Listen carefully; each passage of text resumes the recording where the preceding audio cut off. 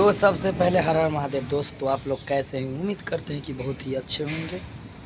तो आइए, मेरे चैनल में अगर नए हैं तो सब्सक्राइब कर लीजिए और साथ में बेल आइकन को दबाना ना भूलिएगा, ताकि कोई भी वीडियो डाले तो आप तक पहुंचे।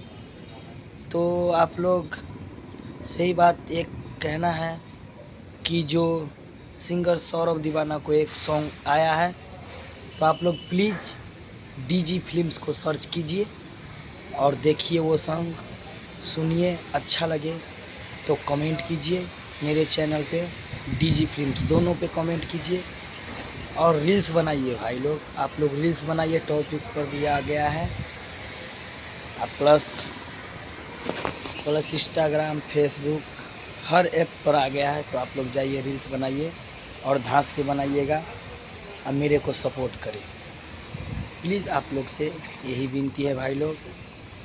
तो इतना के लिए धन्यवाद भाई लोग। आप लोग को फिर अगले ब्लॉग में मिलता हूँ। तो धन्यवाद भाई। मस्त रह, स्वस्थ रह, अपना ख्याल रखा हो, अपन ख्याल रखो।